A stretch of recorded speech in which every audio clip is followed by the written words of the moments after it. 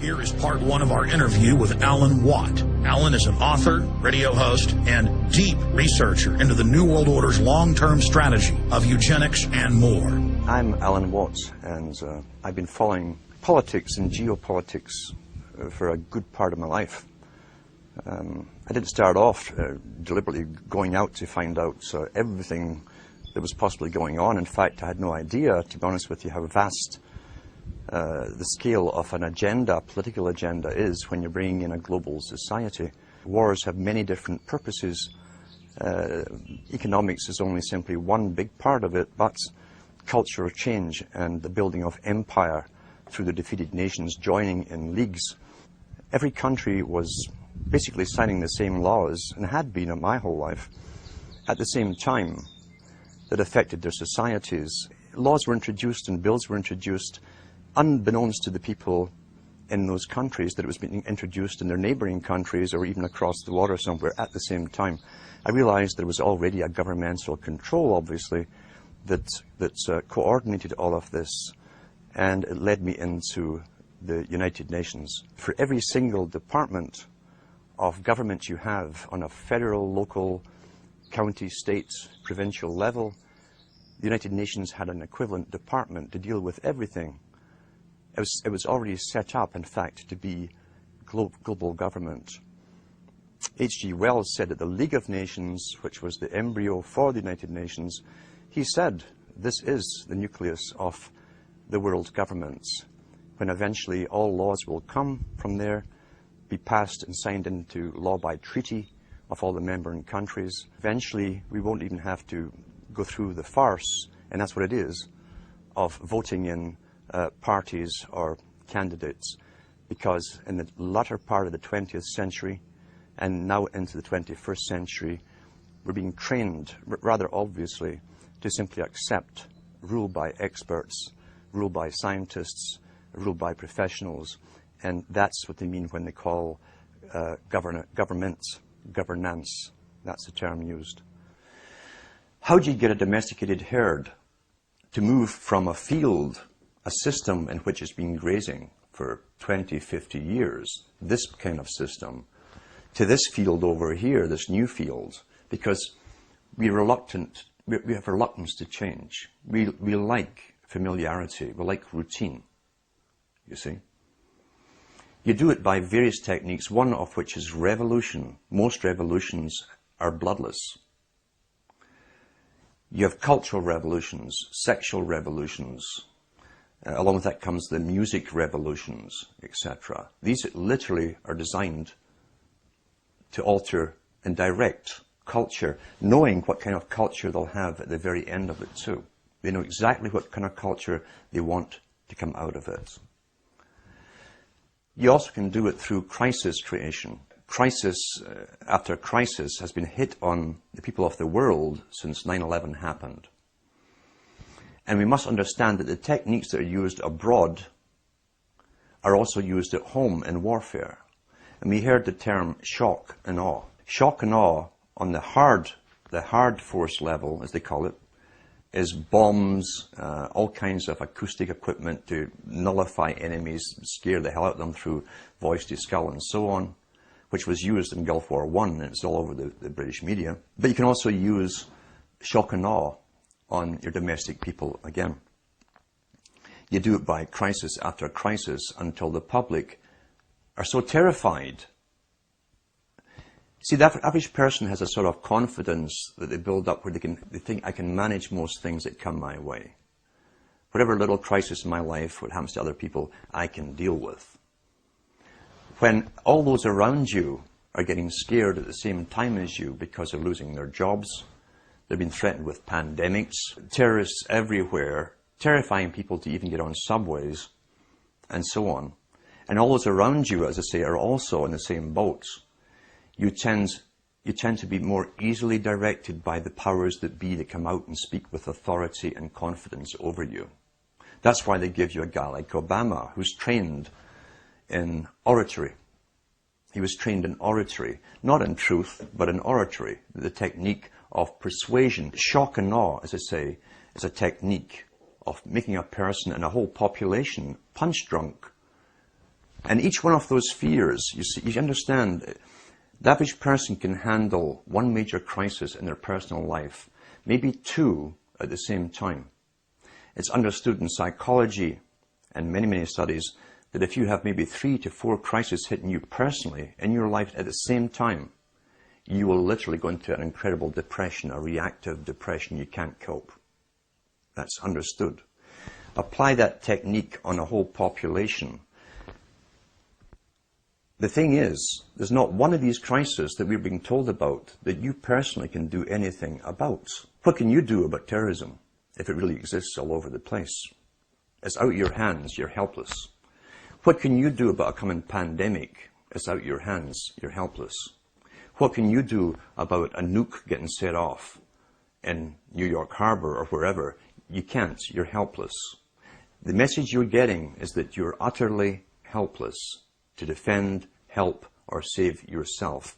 That is complete shock and awe tactic that's been used not only in the US and Canada, but across the world. Same strategy, because we're already global with the global society running us all. Massive psychology and warfare techniques in psychology has been used across the planet to make us succumb to fear and crises, as I say, and none of which we can actually do anything about on an individual level. Therefore, the leaders are presented to us on screen with uniforms or business suits and ties as politicians who speak with confidence, all scripted, of course, and they seem to have everything under control. You're now basically a fearful slave looking up to the powerful master to defend and protect you. That's the simple technique of it. I've been speaking about the Rockefeller Foundation.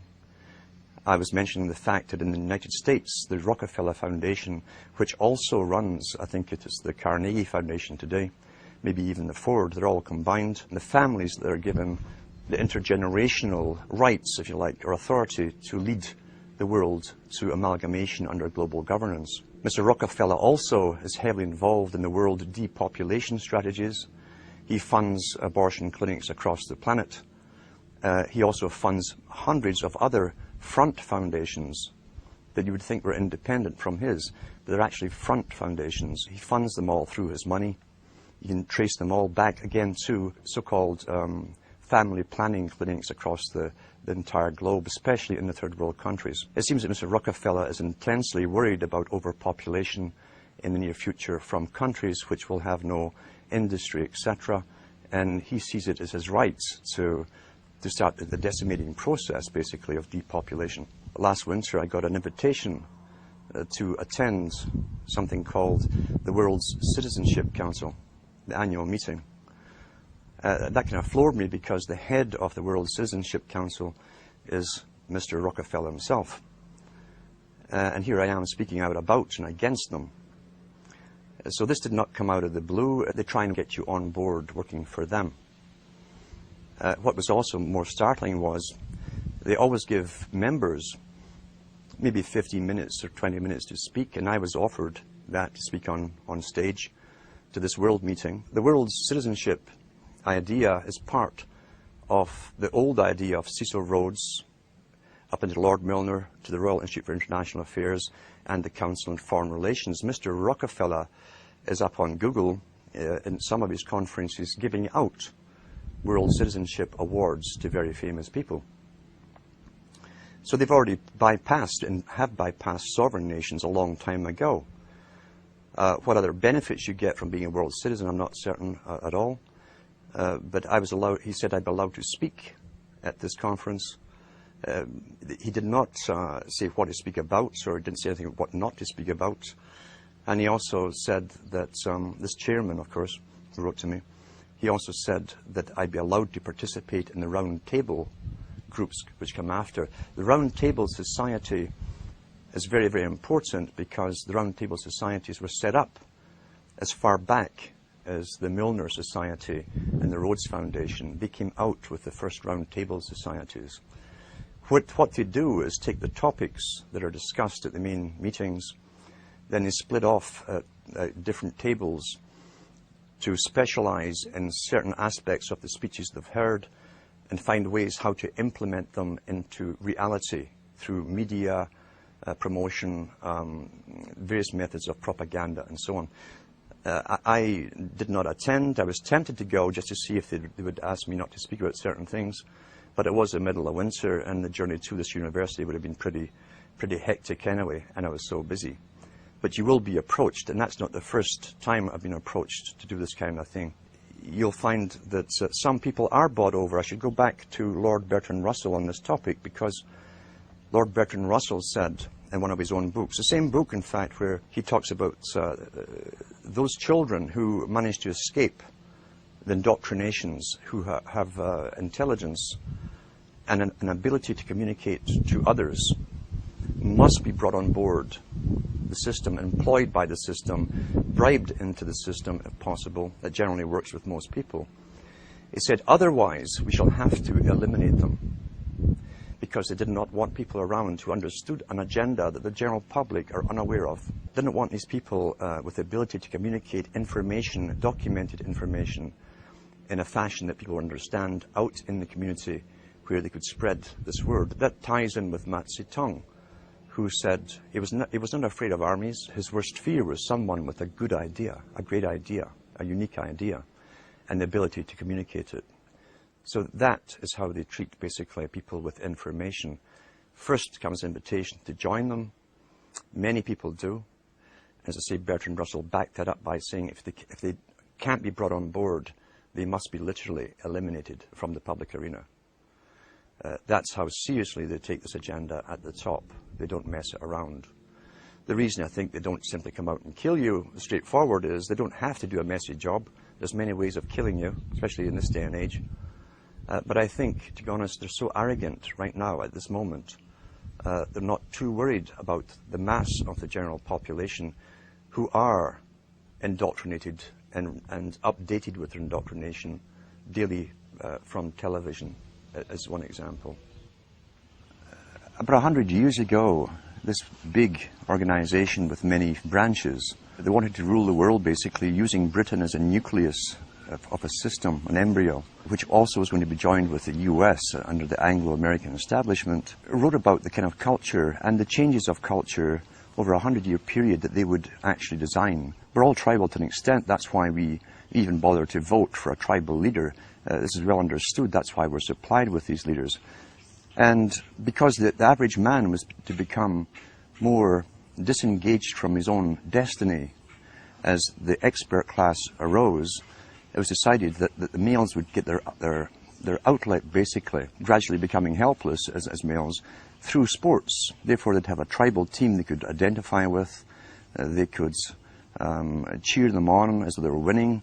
In their own personal lives, they were getting nowhere. They were getting disenfranchised, in a sense, as experts took over decision-making for them in all kinds of fields. So this was psychology at use, planned before they even implemented the sports. When radio came along, of course, they used that to the maximum.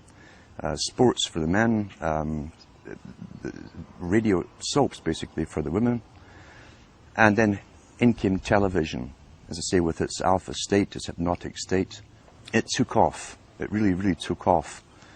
And men became glued to the sports shows. The big think tanks, and we've had think tanks to do with always planning the future and how they would create societies and even different cultures within 100 years, say, from this type of society to that society to the next society, how they'd implement it, again, always through the youth culture, which is easy to do if you have universal education.